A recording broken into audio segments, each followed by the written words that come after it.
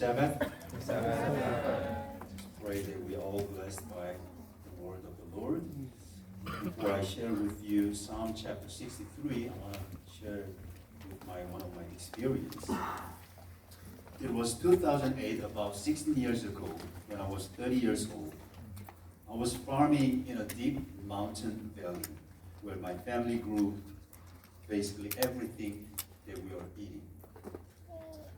Potatoes, sweet potatoes, sesame seeds, perilla seeds, rice, different kinds of vegetables, different kinds of beans, tomatoes, persimmon tree, pear tree, peach tree, all things.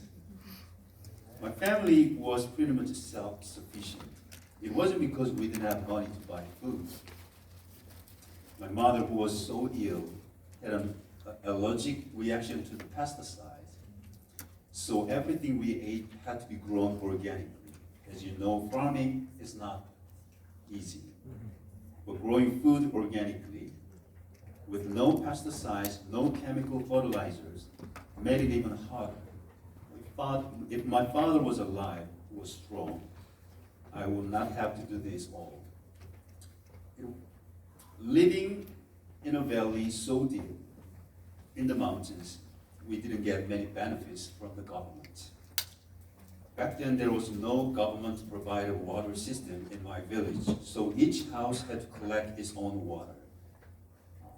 In my neighborhood, some people, they were able to dig their own wells, but in my place, it was so expensive to get a well because there were so many rocks underneath. It would cost us like $30,000. Because of the cost, most people in my village were getting water from the mountain streams.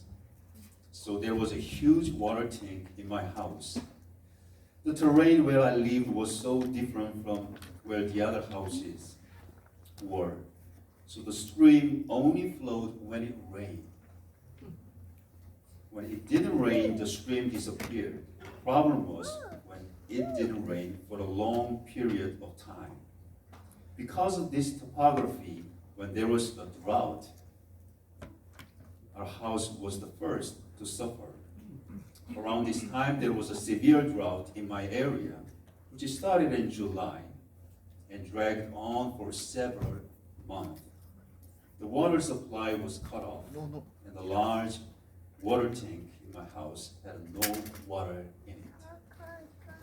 No matter how many times I looked around my house, I couldn't find a water source.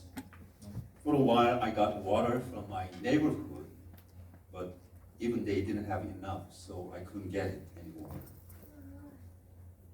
One day, I was trying to search water source around my house. Finally, I found one, but it didn't last long.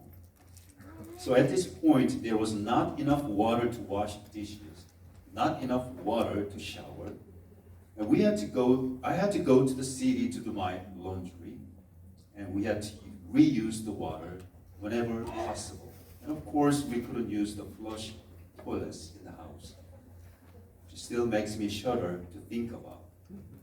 Later on, I ended up calling the fire department.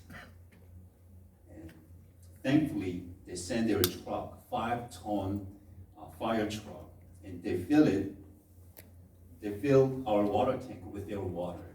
And with that 5 ton of water, we could use it for a month. But it was not enough. And I couldn't really keep calling them to come to help my house. But because of the drought was severe, the fire department was kind of understanding, but I couldn't keep doing it. And that drought lasted about 6 months. And every morning when I woke up, my first thought was about water. And every moment when I looked at the sky, I thought about water. Even when I went to bed at night,